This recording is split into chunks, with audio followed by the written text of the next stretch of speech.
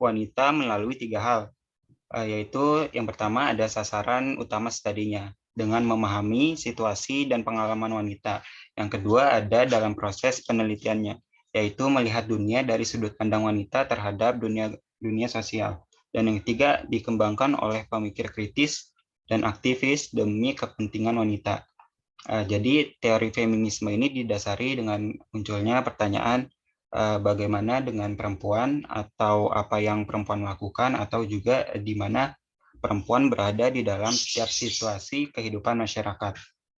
Teori feminisme mengkaji bahwa di mana perempuan tidak berperan itu bukan karena keterbatasan kemampuan atau perhatian mereka, tetapi karena ada upaya sengaja untuk mengucilkan kaum perempuan.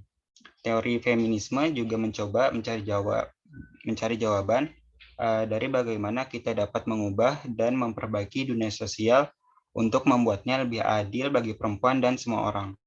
Teori ini bertujuan untuk memahami ketidaksetaraan gender dan berfokus pada politik gender, hubungan kekuasaan, dan sebagainya, dan juga bergerak menuju kesetaraan, tetapi bukan dalam artian superioritas perempuan, tetapi untuk mencapai keadaan yang lebih baik, yang lebih adil bagi perempuan, dan menghormati individu, pilihan informasi, serta percaya seharusnya tidak ada standar ganda dalam menilai seseorang.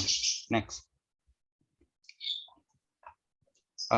Yang kedua itu ada teori sosiologi tentang gender dari 1960 hingga sekarang. Jadi dengan berkembang pesatnya teori feminisme ini berdampak kepada teori-teori lain, seperti halnya berdampak pada teori deviasi, teori keluarga, teori jabatan dan profesi, teori sosiologi politik, dan juga teori stratifikasi. Dampak yang diberikan oleh feminisme ini pada teori-teori lain ini berupa adanya pemasukan pemahaman mengenai gender dan juga kedudukan wanita dalam teori-teori tersebut. Dan juga dalam perkembangannya dari 1960-an hingga saat ini, teori ini membuat gerakan pada wanita untuk mulai mendapat peran di ranah publik seperti halnya mendapat hak pilih dan keikutsertaannya dalam dunia politik, dan juga mulai mendapatkan kedudukan dalam porsi yang sama dengan laki-laki dalam berbagai bidang. Next.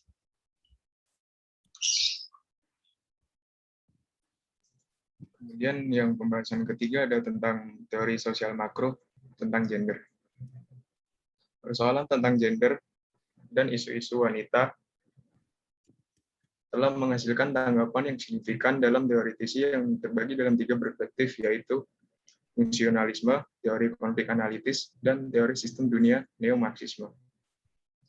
Yang pertama ada teori fungsionalisme. Tokoh yang terkenal dalam teori fungsionalisme gender adalah Miriam Johnson,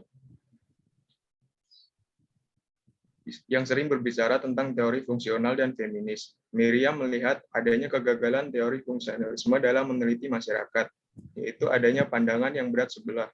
Jadi menurut Miriam, teori fungsionalisme yang disampaikan oleh Parson tidak terlalu melihat kerugian yang dialami wanita dalam masyarakat. Dalam teori fungsionalisme yang disampaikan Miriam, melihat keluarga sebagai lembaga yang memiliki fungsi yang berbeda dengan lembaga ekonomi dan lembaga publik lainnya, yang mana dalam keluarga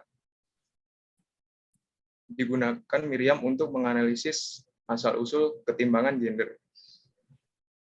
Miriam menganggap bahwa pada keluarga terdapat integrasi nilai dan penanaman nilai yang secara turun-temurun yang bisa digunakan untuk menanamkan nilai patriarki. Kemudian ada teori konflik analitis yang disampaikan oleh Janet Kaveh. Fokus utamanya persoalan ketimbangan gender yang disebutnya sebagai stratifikasi jenis kelamin. Yang mana dalam stratifikasi tersebut terdapat struktur yang nantinya akan mempengaruhi kerugian yang dialami oleh wanita. Kaveh beranggapan bahwa mengurus keluarga juga dipandang sebagai pekerjaan yang juga memiliki hadiah material yang menambah penghasilan rumah tangga. Yang kemudian ketiga ada sistem dunia. yang memandang kapitalisme global di seluruh fase historisnya sebagai sebuah sistem untuk dijadikan sasaran analisis sosiologi. Dalam teori ini, secara khas, wanita hanya dipahami sebatas sebagai tenaga kerja wanita. Namun, ada seorang tokoh, yaitu Catherine Biward, yang menyatakan bahwa sistem dunia hanya bisa dipahami jika tenaga kerja dan rumah tangga dan sektor informal diperhitungkan dalam analisis. Lalu dia juga beranggapan bahwa peran wanita cukup besar dalam sistem dunia karena wanita banyak bekerja dalam dua sektor informal tersebut. Jadi wanita tidak boleh dipahami hanya sebatas tenaga kerja saja. Next.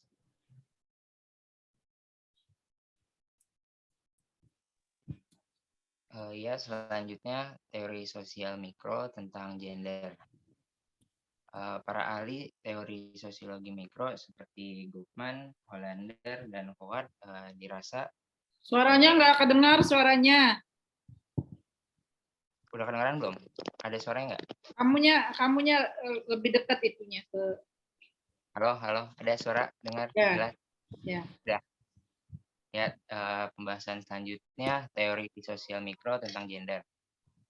Para ahli teori sosiologi mikro seperti Goffman, Hollander, dan Howard dirasa kurang memberikan perhatiannya terhadap persoalan kerugian sosial wanita, terlebih ketika membahas masyarakat sebagai makhluk yang saling berinteraksi.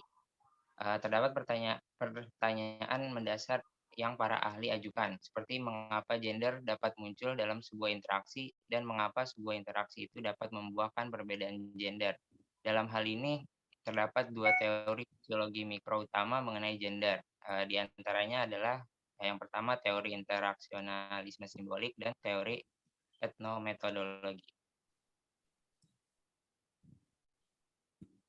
Ya, yang pertama, interaksionalisme simbolik tentang gender dimulai dengan proporsi yang penting untuk tiap analisis teoritisnya. Dalam hal ini, identitas gender dan identitas sosial lainnya akan muncul dari interaksi sosial dan termasuk dalam diri individu yang dipertegas kembali melalui berbagai situasi interaksi.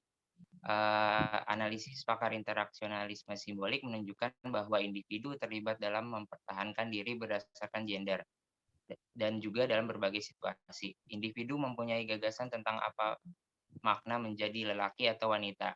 Individu membawa kedirian menurut jenis kelamin ke dalam situasi dan mencoba bertindak sesuai dengan pengertian yang telah dihayati, yang kemudian berubah melalui interaksi dari situasi ke situasi. Kemudian yang kedua, etnometodologi. Etnometodologi dimulai dari mempertanyakan stabilitas identitas menurut gender dan memperhatikan bagaimana gender diperankan oleh aktor dalam berbagai situasi. Pakar etnometodologi membuat perbedaan penting teoritis antara jenis kelamin sebagai tanda pengenal biologis antara laki ataupun perempuan, kategori jenis kelamin sebagai pengenalan sosial di antara laki-laki ataupun perempuan, serta gender, perilaku yang memenuhi harapan sosial untuk laki-laki dan perempuan. Dengan begitu, gender tidak melekat dalam diri seseorang, tapi ia dicapai atau didapat melalui interaksi dalam situasi tertentu. Karena kategori jenis kelamin adalah kualitas individual yang secara potensial akan selalu ada, maka prestasi gender adalah suatu kualitas individual yang secara potensial selalu ada dalam situasi sosial.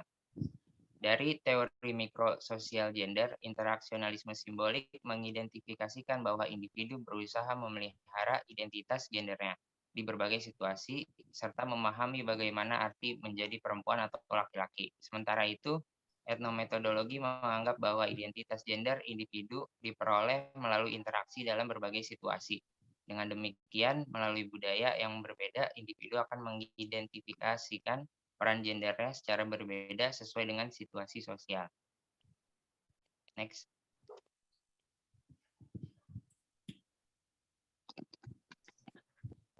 Oke, sekian dari kelompok kami.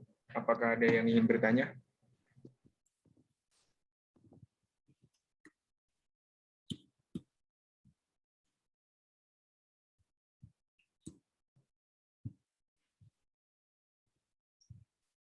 Ya, silakan diskusi.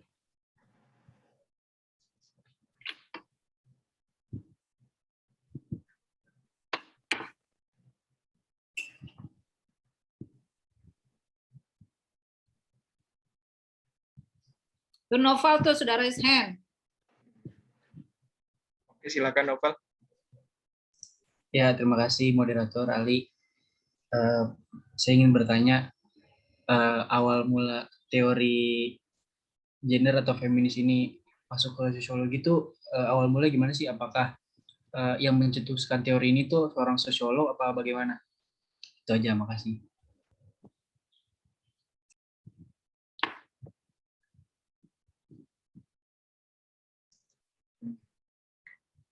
Apakah ada lagi?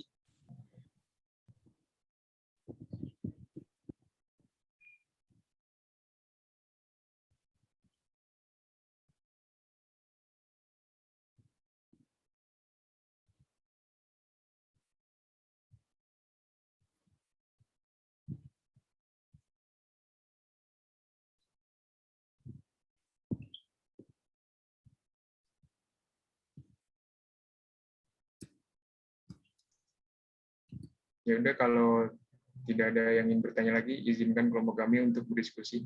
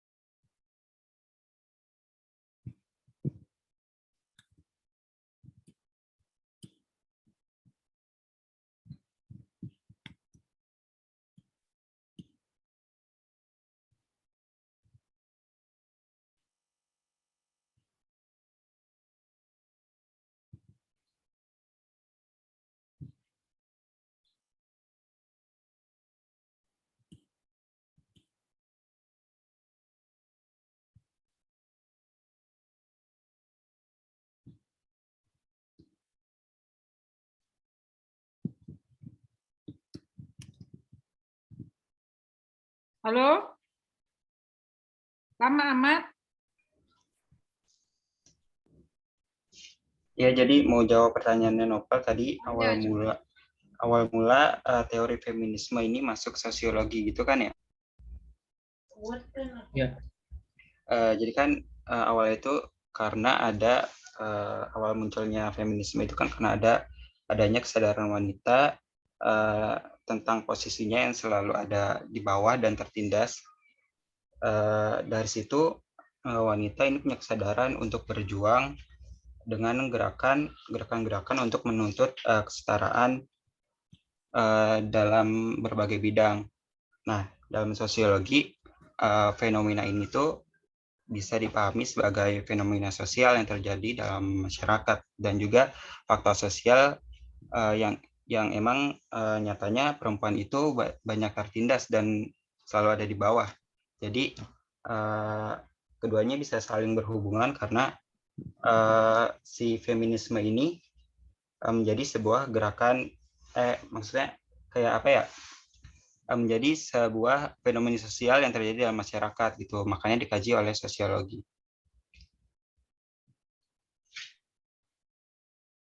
Kalau tokohnya yang terkenal siapa yang mencetuskan teorinya?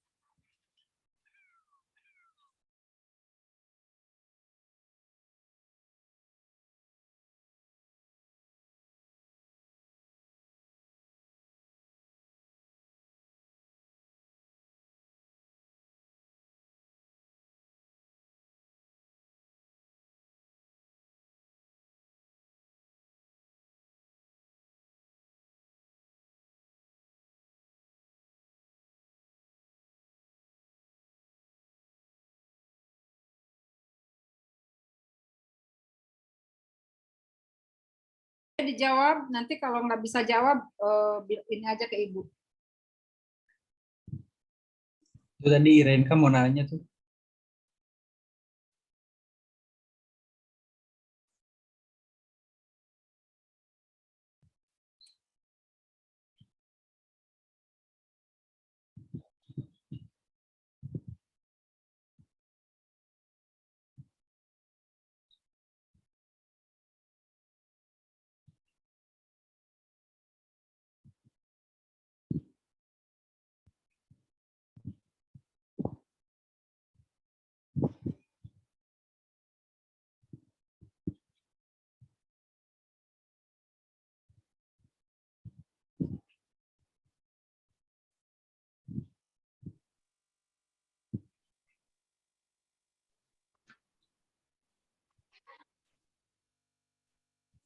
Kalau saya ingin menambahkan kalau tentang tokoh-tokohnya yang tadi disebutkan dalam teori fungsionalisme itu ada kayak Miriam Johnson, terus Hannah Chavez yang melihat bahwa perempuan itu selalu ditempatkan dalam ranah domestik. Tetapi Janet Chavez sendiri menganggap bahwa pekerjaan rumah tangga itu juga sebagai bagian dari pekerjaan yang membantu yang nantinya akan menghasilkan hadiah atau materi tambahan yang akan menambah penghasilan rumah tangga. Mungkin ada yang mau menambahkan?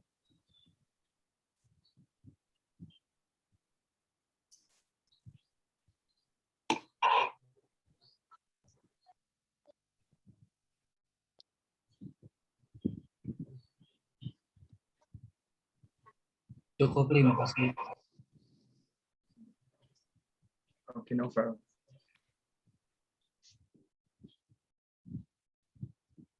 Giring Kak, silakan jika ingin bertanya lagi.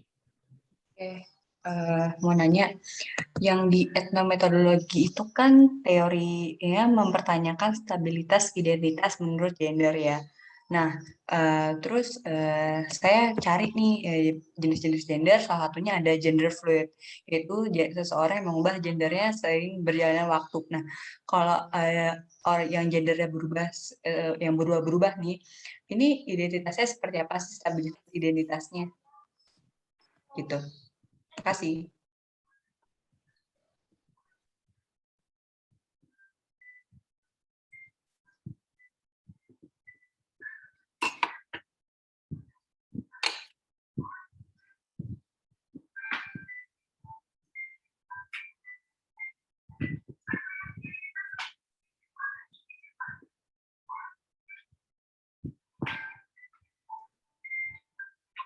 Maaf, Iren, bisa diulang pertanyaannya? Eh, untuk gender kan ada yang namanya gender fluid ya, yaitu seseorang yang mengubah gendernya seiring berjalannya waktu. Jadi gendernya bisa diubah-ubah gitu kan. Nah, untuk merujuk pada teori sosial mikro yang metodologi yang mempertanyakan stabilitas identitas menurut gender. Nah, kalau gender fluid ini yang gendernya bisa berubah-ubah, stabilitas gendernya seperti apa ya?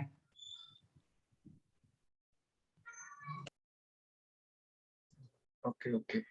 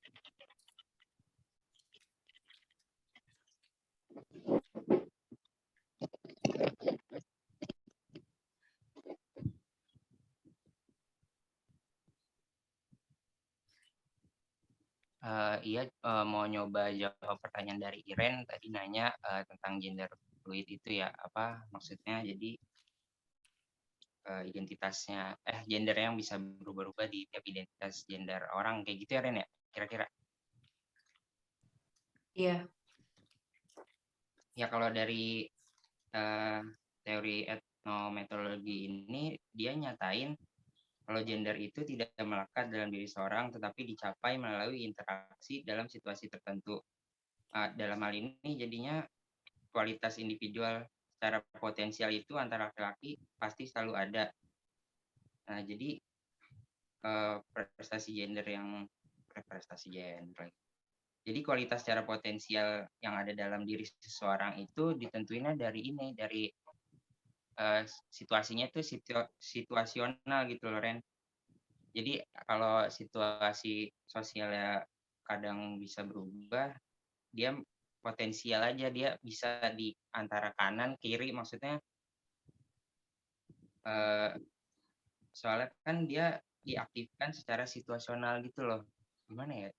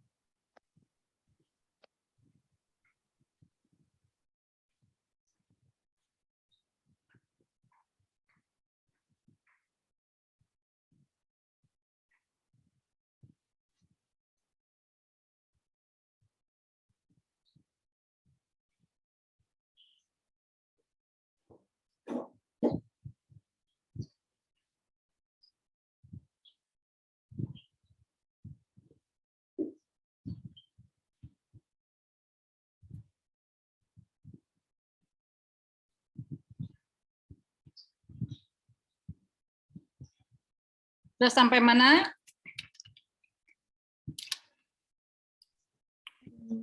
Jawab pertanyaan Iren, Bu.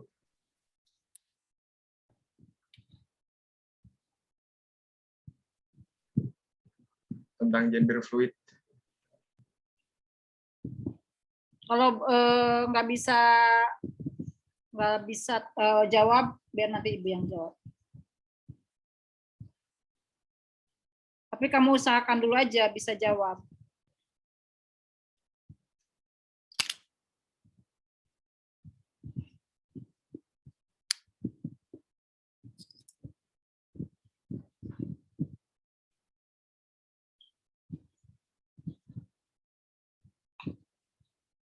Boleh namain kali.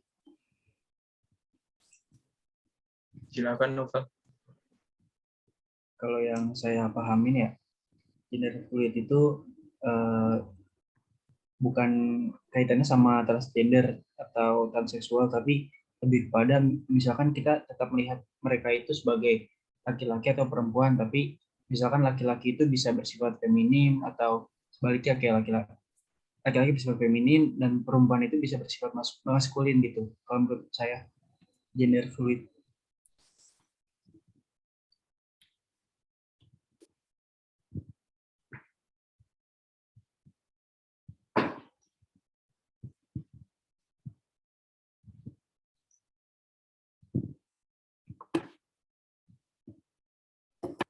Oke, makasih Noval dan Fatih.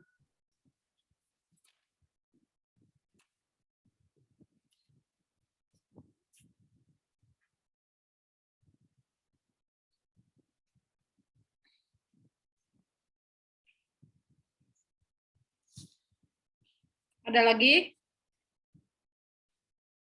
Masih ada pertanyaannya?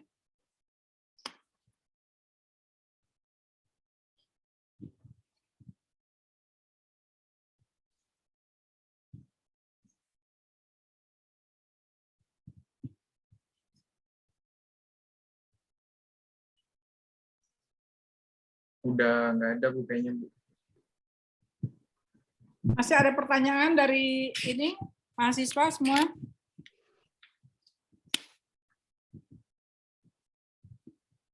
Masih ada pertanyaannya?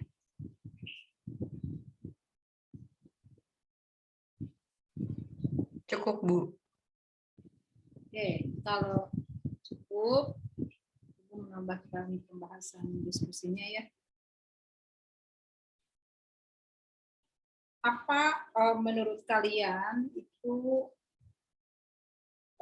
makna feminisme? Izin berpendapat, Bu. Ya. Menurut saya feminisme itu suatu upaya dari kesadaran terkait ketimpangan gender, lalu ada upaya untuk membuat kesetaraan gender gitu. Oke. Ada yang mau menambahkan? Saya Bu. Ya, silakan Ali. Jadi feminis itu kayak suatu ideologi yang berkembang akibat adanya kondisi sosial yang dialami oleh perempuan, yang mana perempuan menganggap bahwa posisi mereka di dalam masyarakat itu selalu mengalami kayak ketimpangan yang tidak sama dengan hak yang dimiliki oleh laki-laki. Jadi perempuan menuntut untuk kesetaraan hak itu, Bu. Oke. Ada lagi satu orang lagi yang berpendapat apa itu feminisme?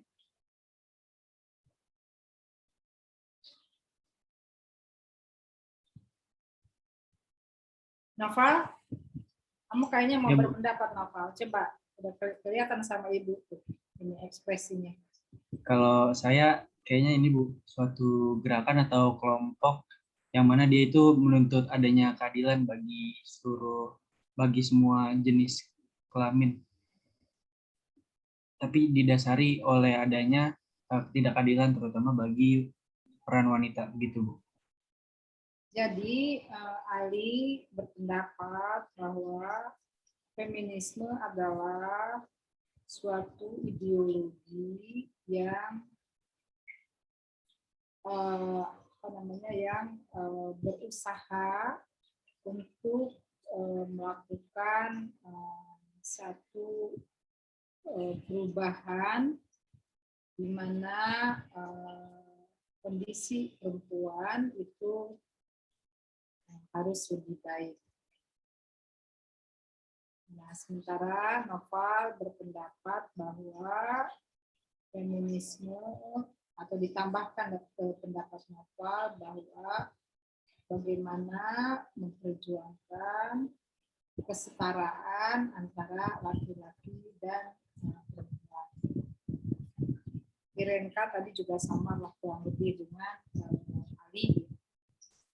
Jadi intinya feminisme itu adalah suatu ikhtiar, suatu upaya yang dilakukan baik oleh para ilmuwan maupun para aktivis, di mana perjuangan perempuan dan laki-laki itu nilai kemanusiaannya bisa setara.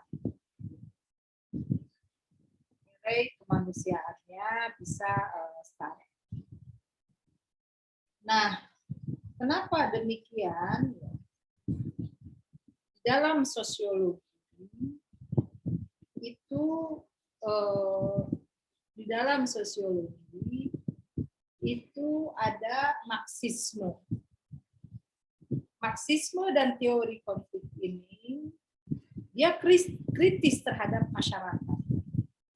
Marxisme misalnya kritis terhadap masyarakat, di mana ada ketimpangan antara golongan borjuis dengan golongan proletar.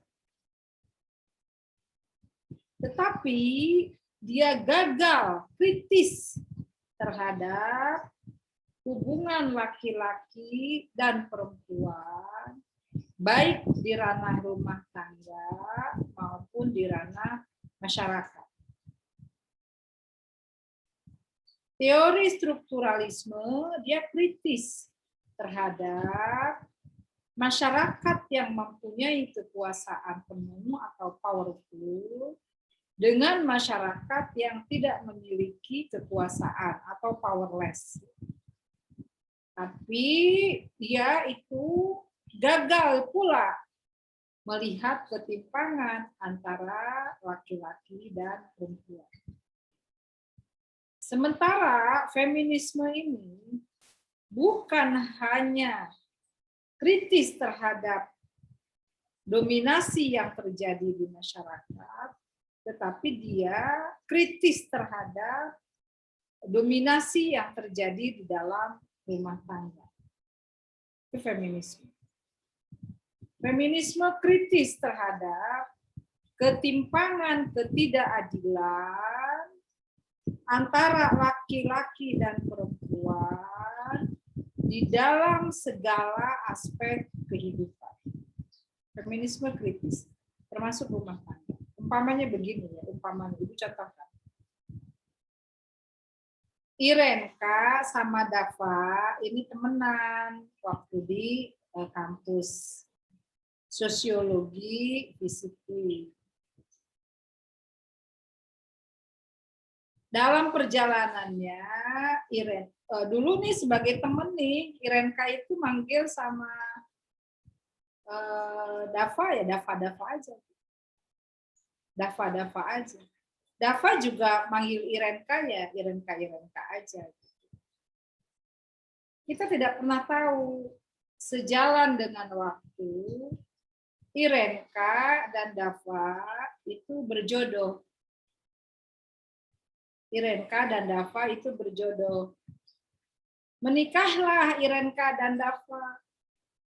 Tiba-tiba Irenka manggil sama Dava, Bang. Gitu. Yang dulu tidak manggil Bang. Terus Dava manggil sama Irenka, Dek, gitu. Dulu nggak manggilnya Dek. Kok setelah nikah panggil Abang Ade itu bagaimana? Coba? Ya. Nah, itu penjelasan feminisme kritis dalam hal ini. Ini apa yang terjadi gitu. Dulu Irenka sama Dava itu sebelum menikah panggilnya ya egaliter aja. Dav. Iren biasa aja. Kenapa setelah menikah panggilnya Abang Dava? Kenapa setelah menikah panggilnya Ade Irenka? How come itu? Kenapa bisa terjadi begitu? Nah, feminisme bisa kritis tuh, ya. Feminisme bisa kritis terhadap itu semua. Belum lagi, dulu Irenka itu kalau salaman sama Dava gitu, ya biasa aja salaman tegap gitu ya, shake hand biasa gitu. Kenapa setelah nikah cium tangan penuh takzim, gitu ya? Iya kan? Kenapa setelah menikah cium tangan penuh takzim gitu. Terus kenapa juga Irenka setelah menikah penuh ketundukan sama Dava. Nah, feminisme kritis di situ, ya. Feminisme kritis. Dulu waktu Dava belum menikah nih sama Irenka, Dava tuh biasa itu. Apa tuh namanya, bikinin kopi sendiri. Irenka bahkan dibikinin kalau Irenka bertandang ke rumah Dava. Dibikinin sama Dava. Dava juga kalau ke rumah Irenka ya dibikinin. Biasa aja gitu. As human being ya, sebagai manusia yang ada kesalingan gitu di antara keduanya. Tapi setelah menikah, kok ini si Dafa ini kok maunya dilayanin terus ya. Teh pengen dibikinin, kopi pengen dibikinin, baju pengen dicuciin, ya kan? Badan pengen dikerokin. Ya tidak salah. Tidak salah memang kalau terjadi kesalingan. Ya. Kalau dalam bahasa Islam itu, kalau terjadi mubadalah, kesalingan.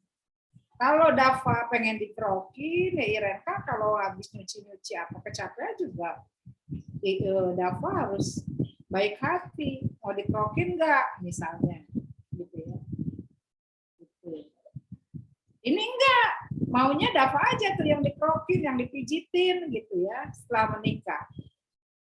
Sementara nggak ada timbal balik. Gitu. Nah, di situ feminisme kritis tuh. Di situ feminisme kritis. Oke, itu satu. Kenapa ada feminisme? Yang kedua, begini. Coba Dafa, kamu ingat siapa ibu kamu, Dafa? Ibu kamu namanya siapa, Dafa? Itu Bu, panggilannya Ibu Cici Bu. Ibu Cici. Iya. Ibu Cici, anak siapa ibunya? Ibunya Ibu Cici siapa? Sumini Bu, Sumini. Sumini. Ibunya Sumini siapa, Dafa? Yatina Bu, Yatina. Apa sih, Dafa? Ibunya Yatina siapa? Saya nggak tahu Bu, saya nggak tahu. Sudah nggak tahu. Oke ya. Sekarang kita balik ke bapaknya Dafa. Bapaknya Dafa siapa namanya? Ade Bu, Ade. Ade. Bapaknya Pak Ade namanya siapa? Pak Tatang. Pak Tatang. Bapaknya Pak Tatang namanya siapa? Saya nggak tahu lagi Bu. Wah, ini nenek moyangnya nggak tahu. Tapi masih beruntung si Dafa mengingat perempuan dari 3 generasi, ya. Jadi tadi siapa ibunya Dafa? Perempuan dari 3 generasi. Ibu saya Ibu Cici, terus nenek saya Sumini, kemudian uyut saya namanya Yatina Bu. Yatina, oke. Nah sekarang ibu tanya sama Ahmad Hasan Hariri. Hasan, Bu. Yusuf. ibu kamu namanya siapa? Ibu saya namanya Ibu Yosolihah, Bu. Yayah Solihah. Iya, Bu. Ibunya Yayah Solihah siapa? Hajah Undariah. Hajah Undariah. Iya, Bu. Ibunya Hajah Undariah siapa? Kurang tahu, Bu, kalau ibunya nenek. Oke. Nah, sekarang bapaknya kakek. Bapaknya Ya. Bapaknya Hariri. Bapaknya namanya siapa? Bapak Heri. Bapaknya Bapak Heri namanya siapa? Bapak Umar, Bu. Bapaknya Bapak Umar namanya siapa? Bapaknya Bapak Umar namanya Bapak Abdul Wahab. Bapak Abdul Wahab, bapaknya siapa? Kurang tahu, Bu, kalau ke situ, Bu. Nah, Hariri hafal. Kenapa Hariri hafal 3 generasi dari bapak sementara hanya 2 generasi dari ibu? Soalnya kalau nenek buyut saya biasanya dipanggil Uyut aja, Bu, nggak dipanggil namanya. Nah, terkait dengan hanya dipanggil namanya, ada nggak di ibu kalian yang hanya dipanggil ibunya suaminya atau ibunya anaknya? Ada nggak? Ada nggak? Kalau di tempat ibu, ada ibu-ibu yang dipanggil itu yang dikenal nama suaminya. Misalnya Ibu Muin, karena suaminya namanya Muin. Ibu Londa, karena suaminya namanya Londa. Ibu Agus karena suaminya namanya Agus. Ada nggak ibu kalian yang hanya dikenal sebagai ibu suaminya? Ada? Iklima, ibu kamu dipanggilnya siapa Iklima? Ibu Ranti, Bu. Nama aslinya ya? Ada nggak nama suaminya yang dipanggil? Atau nama anaknya saja? Ada nggak? Atau di komplek kalian ada nggak? Kalau di grup WA ibu-ibu orang tua, Bu, apa di WA-nya apa orang tua anak SD gitu, Bu. Panggil misalkan Mama Dava, Mama Hasan gitu, Bu.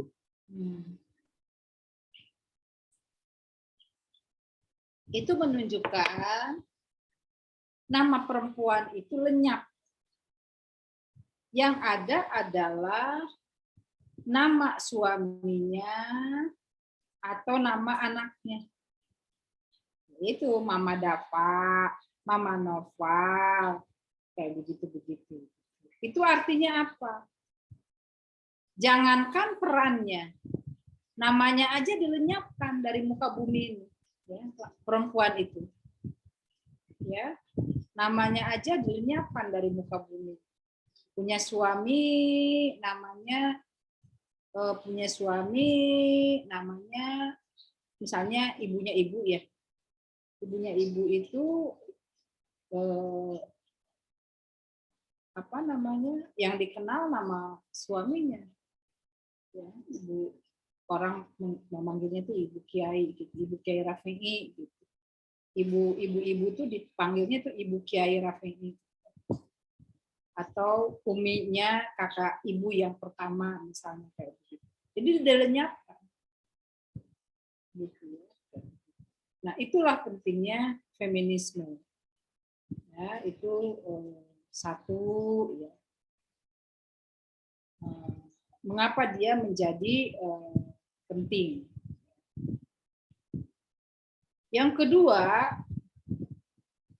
di dalam sosiologi feminisme itu terkait pada 3 hal tadi.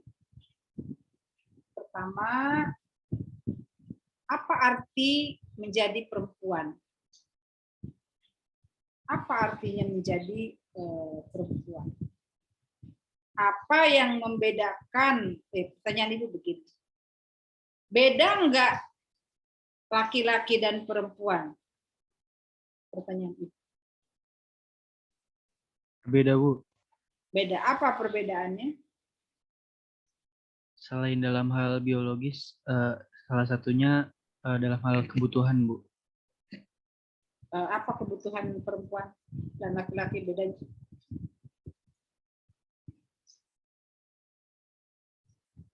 Misalkan kalau di kamar mandi, laki-laki kan bisa aja tuh kencing di urinoir.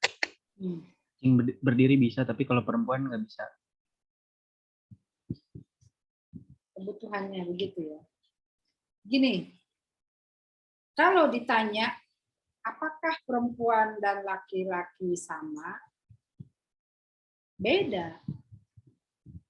Beda secara biologis. Apa bedanya? Laki-laki haid enggak? Enggak, Bu. Laki-laki hamil enggak? Enggak. Laki-laki punya payudara enggak? Punya, Bu. Punya, Bu. Tapi berfungsi enggak sih payudaranya? Tapi enggak tumbuh kayak perempuan. Enggak berfungsi. Iya, enggak berfungsi benar. Enggak berfungsi. Laki-laki bisa melahirkan enggak? Tidak Enggak bisa, Bu. Beda enggak kira-kira? Beda Beda nggak? Bu sama perempuan. Beda, Bu. Beda Bu. Perempuan punya penis nggak? Enggak, Bu. Enggak. Perempuan punya kalamenjing nggak? Ini jakun, jakun punya nggak?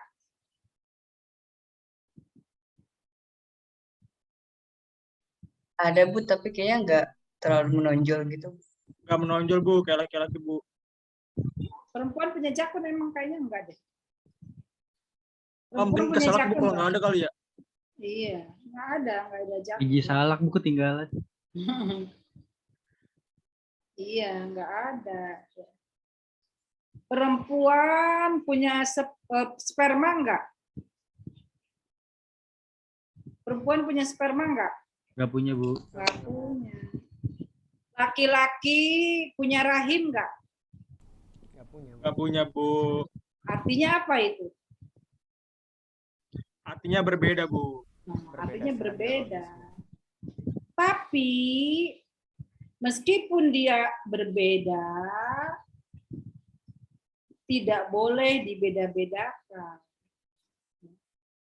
Meskipun dia berbeda, tidak boleh dibeda-bedakan. Kalau perempuan pengen sekolah tinggi, apakah boleh dilarang?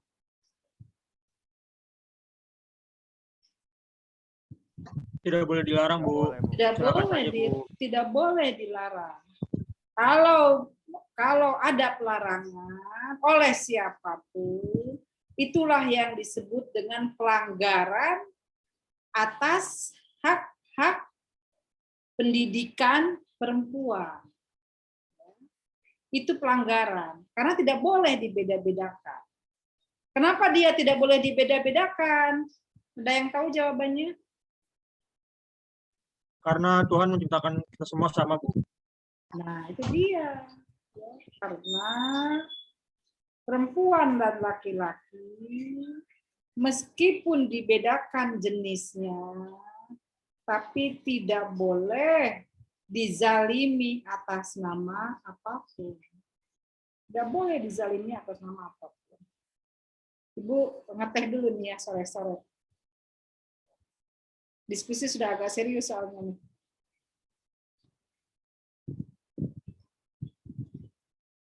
Nih. Jadi kalau perempuan pengen menempuh pendidikan setinggi-tingginya, tidak boleh dilarang.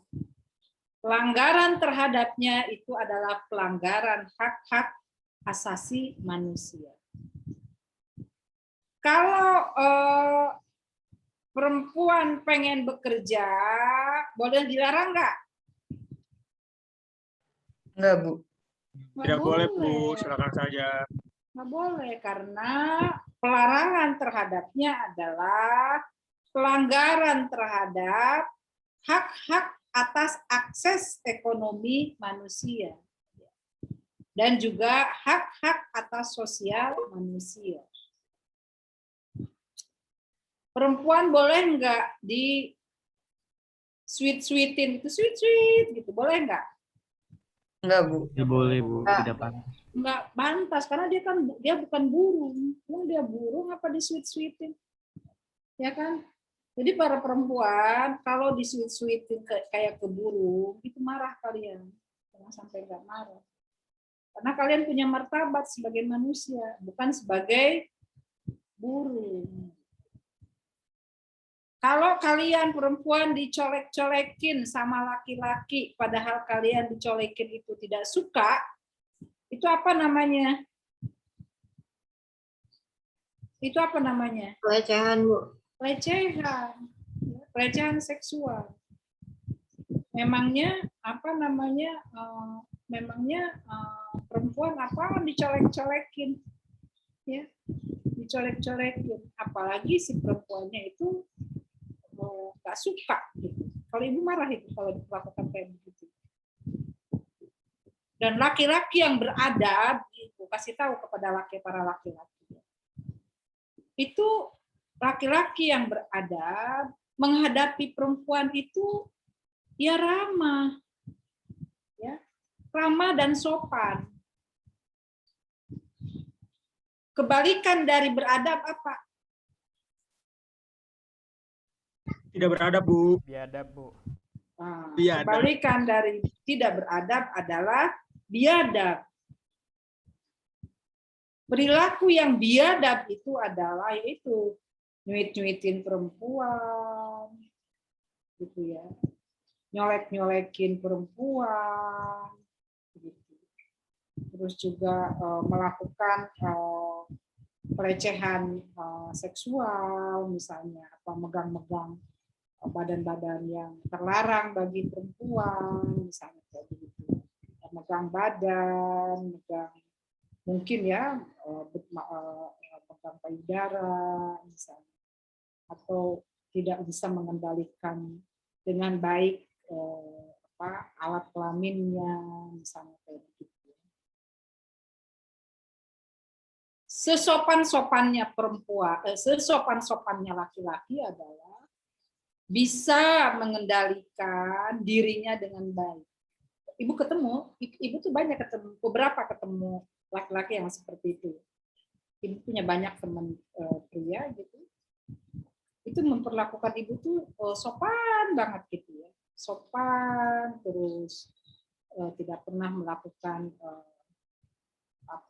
pelecehan, misalnya memegang tanpa ibu tanpa ibu tanpa izin, misalnya kayak begitu ya kayak begitu. Jadi ibu ketemu sama laki-laki kayak gitu dan suka ya ibu dengan laki-laki yang punya kemampuan kendali diri dengan baik, punya kemampuan kendali diri dengan baik, mengendalikan dengan baik ucapannya kalau bertemu dengan perempuan, mengendalikan dengan baik tangannya, misalnya kalau bertemu perempuan. Apalagi alat kelaminnya. Itu mah harus dikendalikan banget tuh. Kehancuran seorang laki-laki itu bisa terjadi karena alat kelaminnya itu tidak bisa dikendalikan. Itu kehancuran laki-laki itu.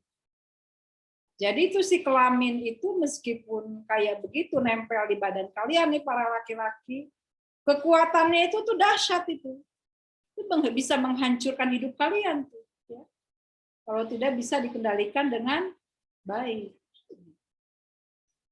Aurat kalian itu bisa terbuka karena soal si alat kelamin itu. Itu kekuatannya dahsyat banget.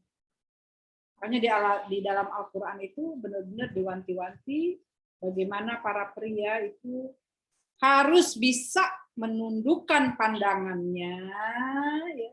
Harus bisa menundukkan pandangannya. Supaya itu si alat kelamin nggak berulah.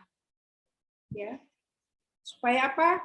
Supaya alat kelamin nggak berulah. Jangan menyalahkan perempuannya. Perempuan nggak berjilbab, makanya terjadi perkosaan. Bukan begitu logikanya.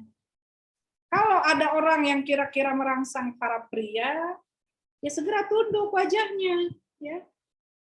Tunduk wajahnya, itu yang diperintahkan Al-Quran. Tundukin wajahnya, kendalikan alat kelaminnya, supaya tidak macam-macam. Ini yang disalah-salahin perempuan.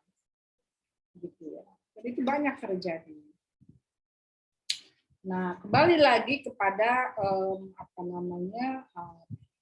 pertanyaan apakah perempuan dan laki-laki sama? Ya beda.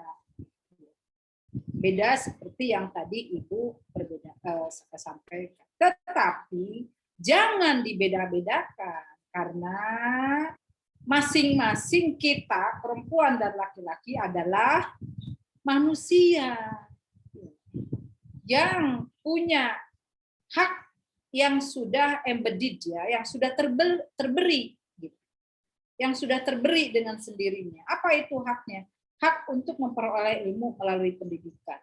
Jangan perempuan dikonstruksi seperti binatang yang tidak punya pengetahuan. Kalian kalau perempuan misalnya nggak punya ilmu, yang berat laki-laki loh. Ya, harus ngedidik gitu Ini dongo, itu dongo, ini nggak tahu, itu nggak tahu. Berat kalian. Ya enggak? Apa? Misalnya kalian nih punya istri dongo gitu. Ini nggak tahu, itu nggak tahu, ini harus dikasih tahu, itu harus dikasih tahu. Aduh, berat betul laki-laki. Apalagi si perempuannya harus ngedidik anak. Bagaimana mungkin bisa ngedidik anak kalau dianya nggak punya pengetahuan baik? Ya enggak? Gitu. Jadi perempuan harus pintar. Perempuan harus pintar karena dengan pintar itu di dalam menjalani hidup dia bisa lebih mudah.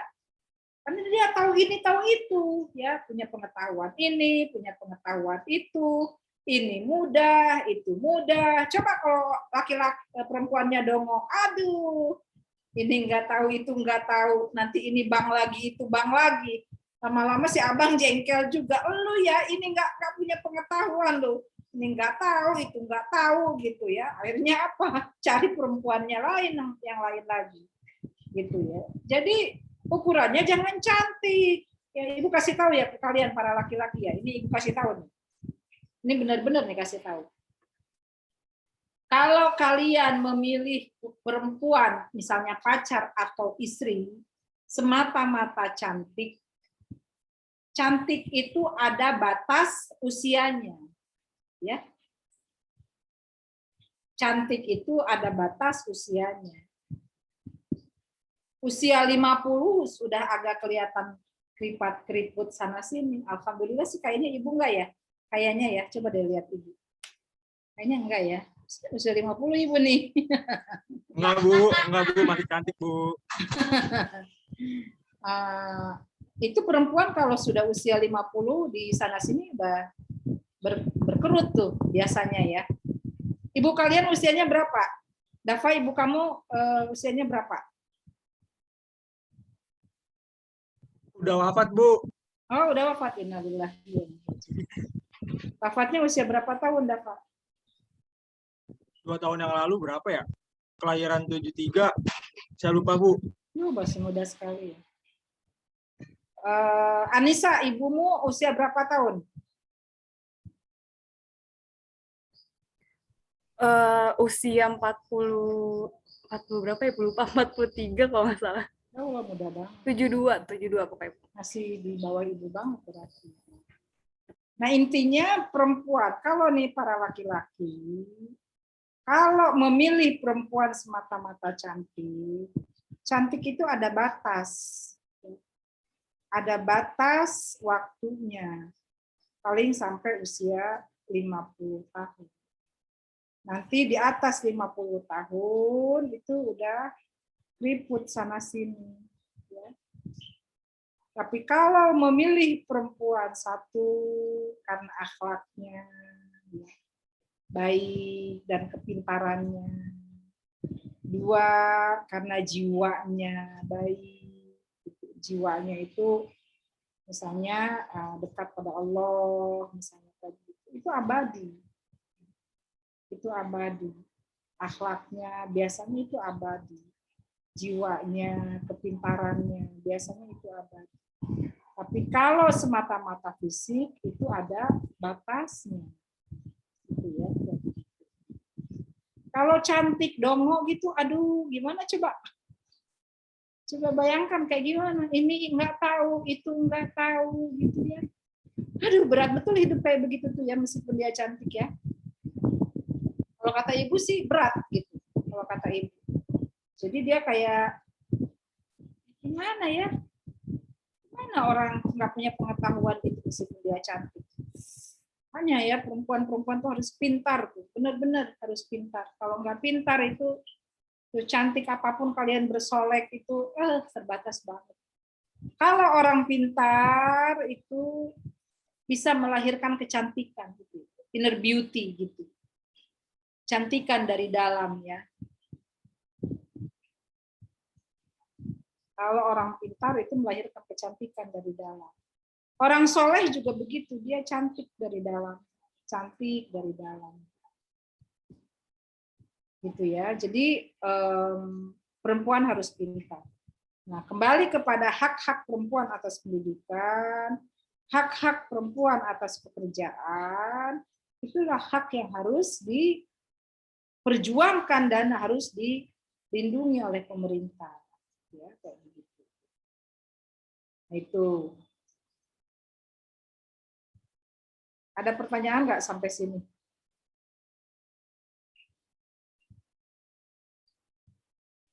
Ada pertanyaan nggak? Sudah clear nggak? Tidak ada, Bu. Sudah ya. Tadi pertanyaan apa? Yang muncul tadi pertanyaan apa? Itu stabilitas gender fluid Yang ganti kelamin ya? yang gendernya berubah-ubah. Yang gendernya berubah-berubah ya. Gini, ada penjelasan bahwa konstruksi seksualitas itu atau jenis kelamin itu ada dua hal. Pertama, pendekatan esensialisme. Yang kedua, pendekatan konstruksionisme. Pendekatan esensialisme itu begini.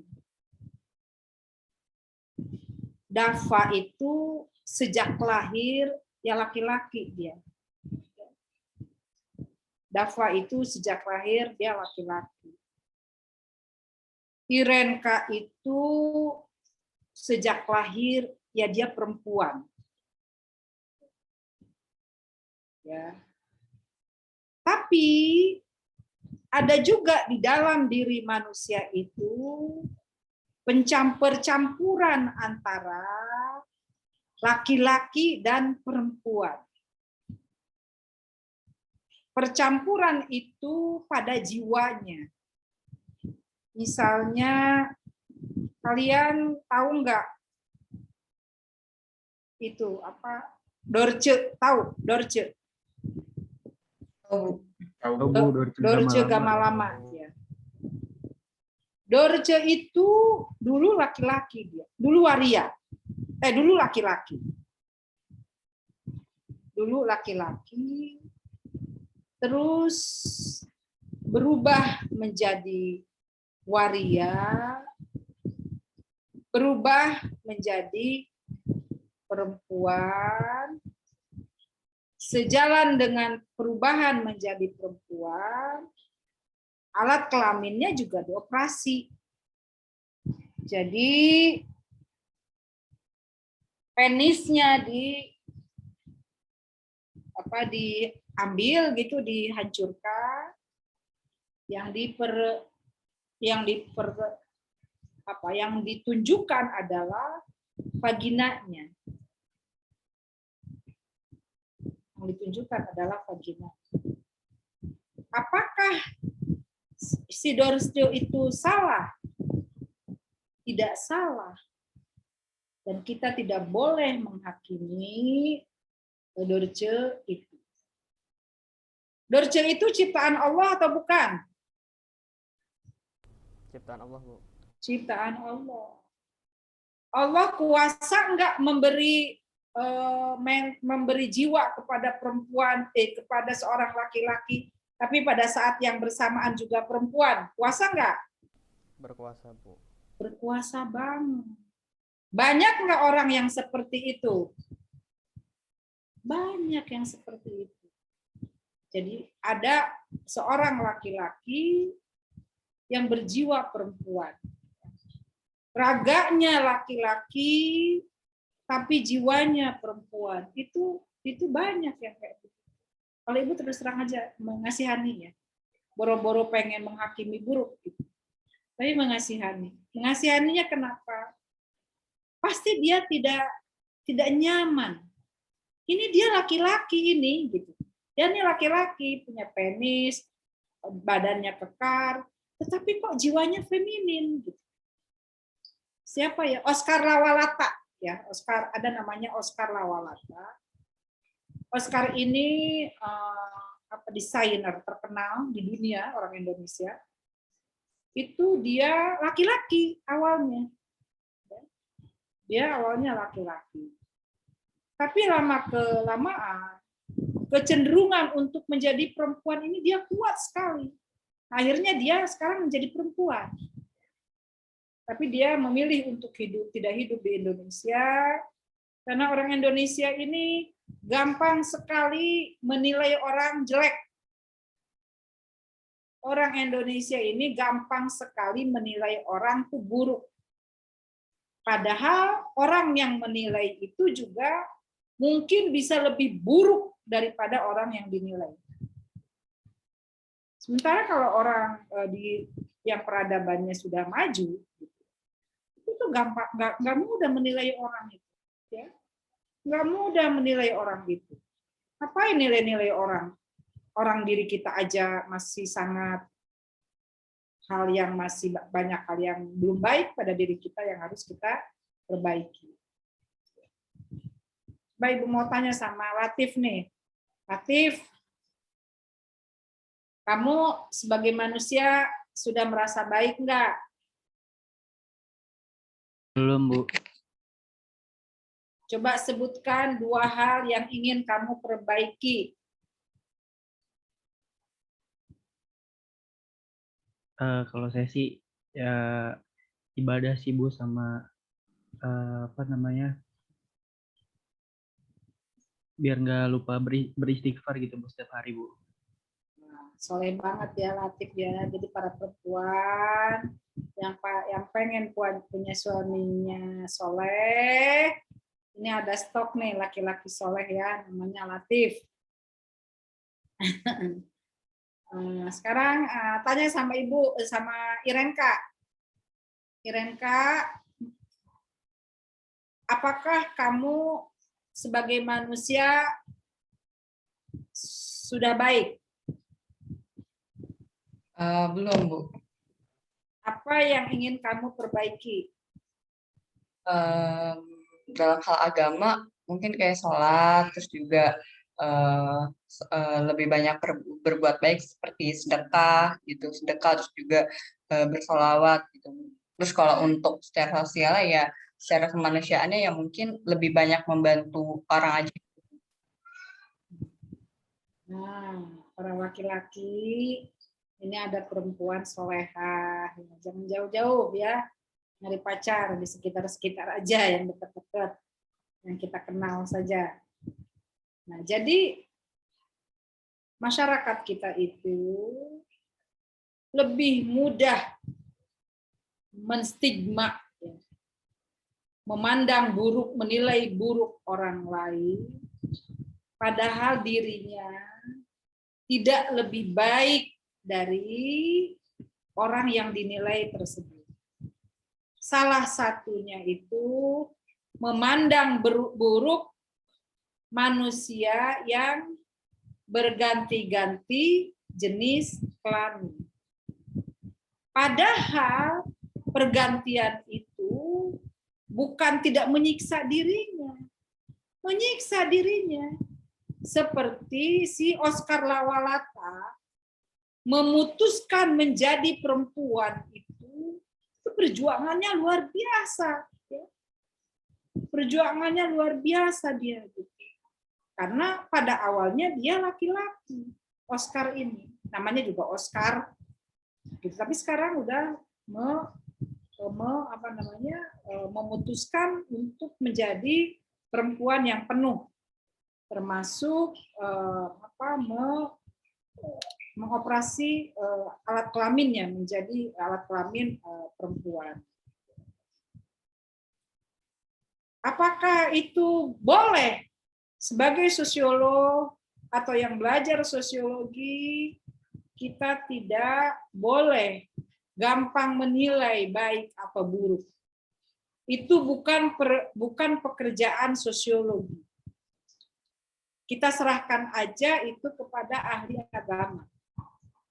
Kepada ahli agama tentang baik atau buruk, halal atau haram, sosiologi tidak dalam wilayahnya menilai baik atau buruk.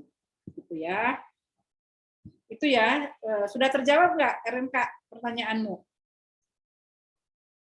Terjawab, Bu. Oke. Terus tadi ada pertanyaan apa lagi? Ada pertanyaan apa lagi tadi?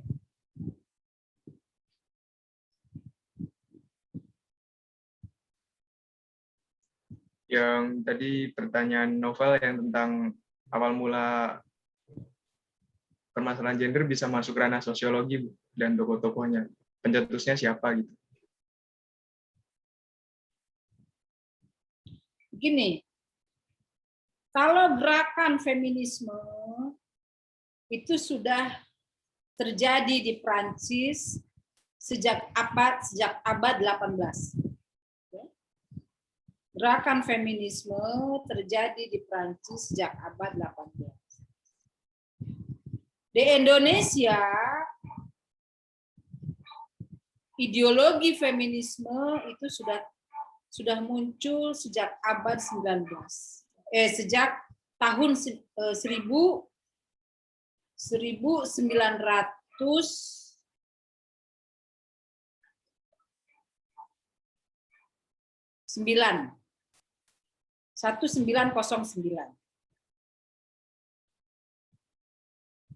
Itu ada di buku Ibu, judulnya Gerakan Islam Progresif di Indonesia. Ibu memaparkan tentang kapan kemunculan feminisme di Indonesia. Tetapi sebagai disiplin ilmu pengetahuan, termasuk sosiologi, itu mulai berkembang tahun 1970-an. Mulai berkembang sejak 1970. Kenapa harus ada feminisme di dalam sosiologi? Ibu mau tanya kepada kalian. Di dalam teori sosial klasik, tokoh siapa saja yang kita pelajari? Coba, ada yang bisa menjawab? Saya, Bu. Ya, Tapi silakan. kalau kurang tambahin, Bu. Ya. Yang teman-teman maksudnya. Ada Max Weber, ada Karl Marx, ada Parson, ada Comte. Udah, Bu, saya ingetnya segitu doang, Bu. Ada tambahan? Ada tambahan? Durkheim masuk nggak, Bu? Siapa? Durkheim. Ya, Durkheim. Terus siapa lagi? Comte. Terus siapa lagi? George Simmel. Terus siapa lagi? Bourdieu. Herbert Spencer sama Bourdieu. Ya, Bourdieu bukan klasik, modern, nanti belum kita pelajari. Nah, pertanyaan Ibu, dari semua tokoh itu, ada tokoh perempuan nggak yang kita pelajari? Nggak ada, Bu, mayoritas laki-laki. Nggak ada, Bu. Di teori modern juga laki-laki, Bu. Nggak ada. Teori modern siapa aja yang sudah kita pelajari? Yang sudah kita pelajari. Teori fungsionalisme siapa tokohnya? Talcott Parsons sama Merton, Bu. Oke, Talcott Parsons sama Merton. Teori konflik siapa tokohnya? Lewis Coser, Bu. Lewis Coser sama Ralph Dahrendorf. Teori interaksionisme simbolik siapa tokohnya? Erving Goffman, Blumer sama Herbert Herbert. Saya lupa satu lagi, Bu. Herbert Mead. Ya kan? Intinya pertanyaannya, di antara semua tokoh teori sosial itu, ada perempuan nggak yang kita pelajari? Hah? Ada perempuan nggak? Bu. Nggak ada, Bu. Nggak ada yang kita pelajari. Gitu ya. Dalam hal ini perlu nggak suara perempuan, teori sosial perempuan? Perlu nggak? Perlu banget, Bu. Bukan hanya perlu lagi, ini perlu menjerit ini, mana tokoh perempuannya, ya kan? Ini kalian semua yang perempuan-perempuan yang nggak ada yang bersuara pula, pada diam aja semua. Ada yang menjerit-jerit di mana tokoh perempuannya. Gitu. Nah, disitulah teori feminisme, teori sosial feminisme menjadi sangat penting sekali untuk dipelajari. Karena teori-teori sosial yang ada itu sangat maskulin banget, ya. Sangat maskulin banget. Yang kita pelajari itu pikiran laki-laki semua. Ya enggak? Pikiran laki-laki semua, suara laki-laki semua, gitu. Mana suara perempuan dan pikiran perempuannya? Disitulah teori feminisme mau menjawab bahwa ini ilmu pengetahuan ini maskulin sekali ya. Maskulin sekali ini ilmu pengetahuan ini. Pengamatannya pengamatan laki-laki, pemikirannya pemikiran laki-laki, produksi ilmu pengetahuannya produksi ilmu pengetahuan laki-laki, tidak dibela pula oleh laki-laki. Laki-laki ini terstatus quo-kan banget, nyaman banget dengan situasi ini, seakan-akan tidak ada masalah. Celakanya perempuan juga menganggap ini tidak ada masalah, seakan baik-baik saja. Nah, disitulah teori feminisme hadir. Disitulah teori feminisme hadir. Ini masalah ini. Ini seakan-akan tidak masalah, tapi sebenarnya ini masalah ini. Masalah sangat maskulin banget di dalam ilmu pengetahuan ini. Gitu ya.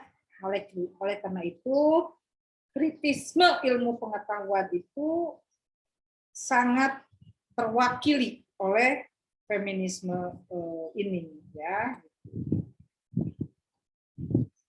Oke ya. Jadi sudah terjawab pertanyaannya. Sudah, Bu. Sudah ya. Ada pertanyaan yang belum terjawab? Tadi cuma 2 itu aja, Bu. 2 itu aja ya. Ada pertanyaan, ada yang mau ditanyakan lagi? Ibu, tadi Ya. Ibu nyebutin yang konstruksi seksualitas itu ada 2 hal, tapi Ibu baru nyebutin 1 yang esensialisme. Ya. Yang kedua adalah konstruksionisme. Yang kedua adalah konstruksionisme. Konstruksionisme itu suatu paham tentang seksualitas yang mengatakan bahwa seksualitas itu bisa berubah. Seksualitas itu bisa berubah sesuai dengan situasi sosial yang mengitarinya. Misalnya begini, Dava, ini agak bosan nih menjadi laki-laki ini. Bosan gue jadi laki-laki nih. Gue pengen jadi perempuan. Menurut teori konstruksionisme, dia bisa menjadi perempuan. Asal dia bergaul dengan sesama perempuan, ya. Jiwanya dilatih untuk menjadi perempuan.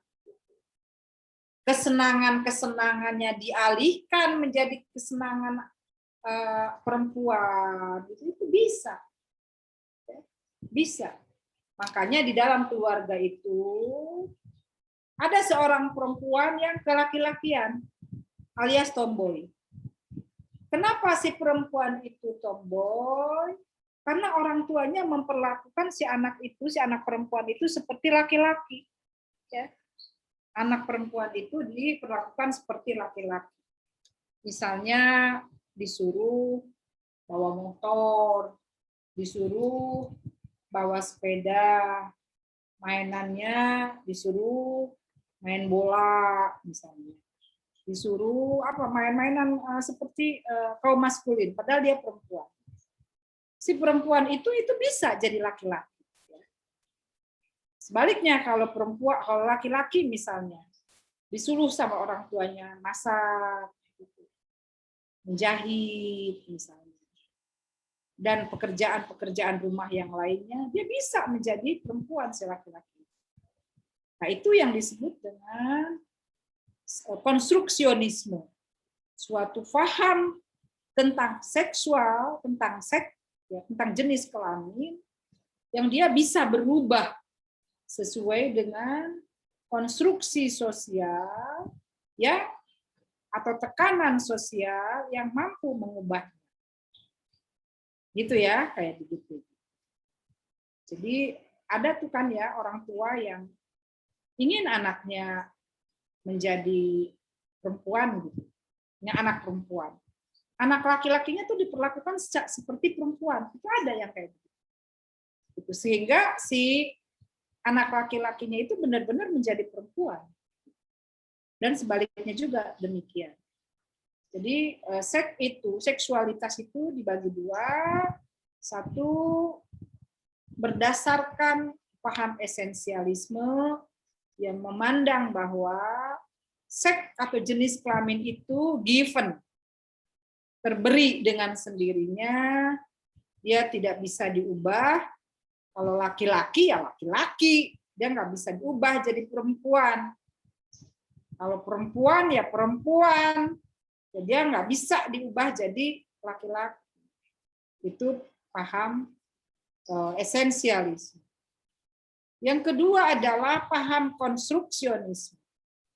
Suatu paham tentang seksualitas yang menganggap bahwa jenis kelamin itu bisa diubah sesuai konstruksi sosial yang diinternalisasikan dan disosialisasikan kepada manusia, baik laki-laki maupun kepada perempuan. Gitu ya. Sudah terjawab semua? Sudah, Bu. Oke. Kita tidak ada review. Ibu besok pagi-pagi mau ke Bali. Ibu mau tes PCR. Jadi bisa kita akhiri perkuliahan pada hari ini sampai di sini. Jangan lupa absen. Jangan lupa dikirim sama tugasnya ya, makalah dan PPT-nya tolong dikirim. Itu saja yang pembahasan perkuliahan pada hari ini. Kita akhiri dengan sama-sama membaca hamdalah. Alhamdulillah. Sampai ketemu minggu depan, insya Allah. Assalamualaikum warahmatullahi wabarakatuh. Waalaikumsalam Waalaikumsalam warahmatullahi warahmatullahi wabarakatuh. Terima kasih, Bu. Terima kasih, Bu. Ya, sampai ketemu minggu depan ya.